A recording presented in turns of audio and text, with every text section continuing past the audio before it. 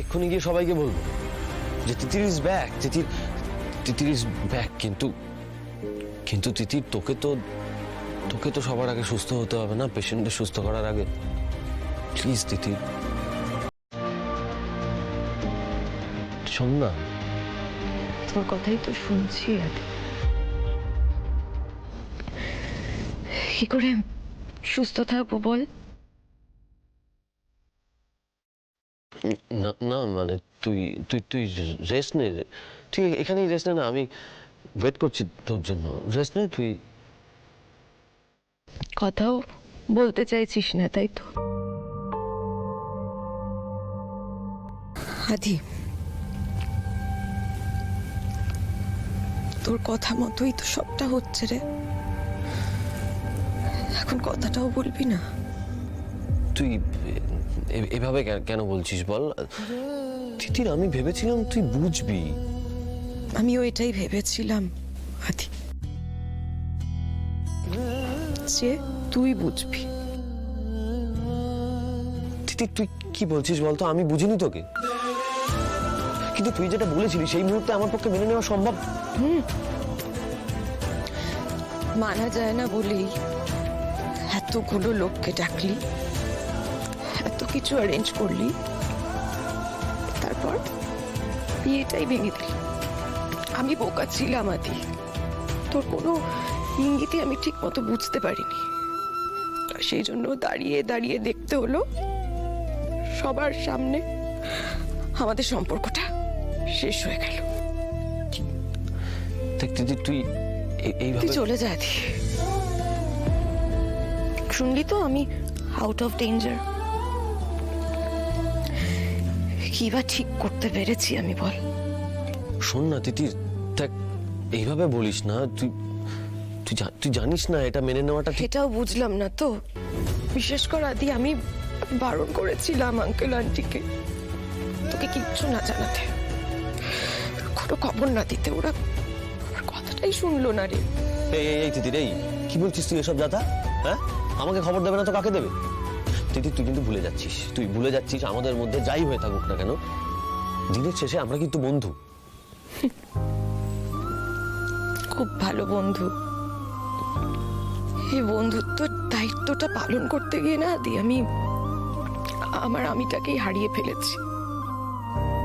আর যে নিজেকে হারিয়ে ফেলে সে আর কি নিয়ে বাঁচবে বলতো? এছাড়া আমার আর কিছু করার ছিল না আদি। তিতির শোন, একটিবার আমার কথাটা শোন।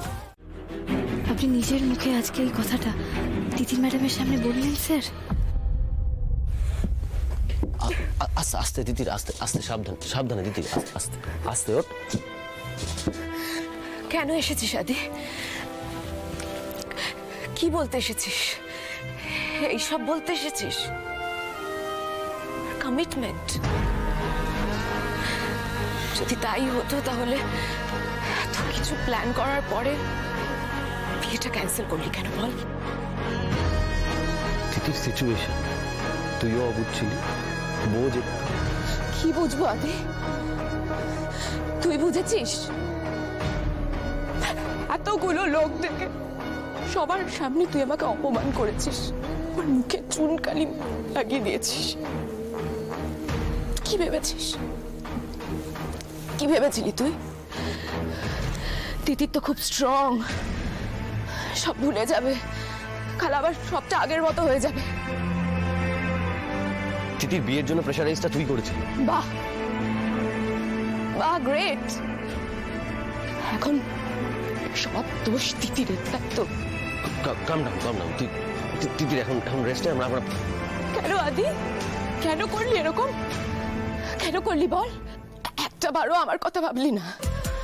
আমার ফ্যামিলি, আমার সোসাইটি। তিতির তুই রেস্টে, আমরা পরে। চুপ, একদম চুপ।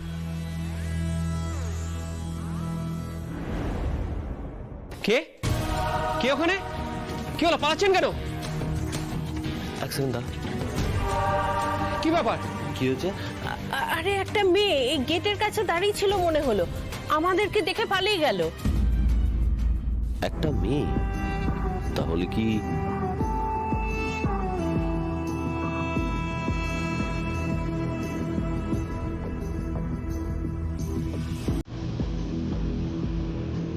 তবু ভালো আদি, খবরটা পেয়ে অ্যাটলিস্ট এসেছো। আমি তো ভেবেছিলাম তুমি আসবেই না। কেন বলো তো? তোমরা ওকে কেন ডাকলে, কেন খবর দিলে? বারণ করেছিলাম, আমি তো চেষ্টা করছিলাম নিজের মতো করে বাঁচার। তখন কেউ এসেছিল বলো? তিতির এই কদিন কথাবার্তা, খাওয়া দাওয়া সমস্ত বন্ধ রেখে একটা ঘরে ঘুমড়ে থেকেছে, পাগলের মতো দিন কাটিয়েছে। আর যার জন্যে এই সমস্ত ঘটনা, সেই তুমি ওর একটা খোঁজ পর্যন্ত নিলে না। আঙ্কেল, আমি কিন্তু ওকে বহুবার ফোন করেছিলাম, ফোনটা রিং হয়ে হয়ে কেটে গেছিল। তারপর বেশ কিছুদিন পর ফোনটা সুইচ অফ বলা শুরু করলো। একজন মেয়ে হিসেবে বিয়ের আসরে যেটা হয়েছে সেটা সত্যিই মেনে নেওয়া যায় না। কিন্তু ম্যাডাম, আপনি সত্যিই ফুলটুসি। আপনি একবারও ভেবে দেখলেন না, একবারও বুঝলেন না যে স্যারের বিয়ে হয়ে গেছে? আপনি তো এখনো বুঝলেন না তো এইভাবে কেউ সুইসাইড করে? আর রইল বাকি স্যারের কথা। ওনাকে আমি যতদূর জানি উনি তো এই ঘটনার জন্য নিজেকেই এখন দায়ী বলে মনে করছেন, কিন্তু স্যারকে কে বোঝাবে যে উনি এর জন্য দায়ী নন? কি মুশকিল বলে দেখি, এতটা রাত হয়ে গেল। মানুষটা কি তাহলে আজকে বেরিনিস্টেই থেকে যাবে নাকি?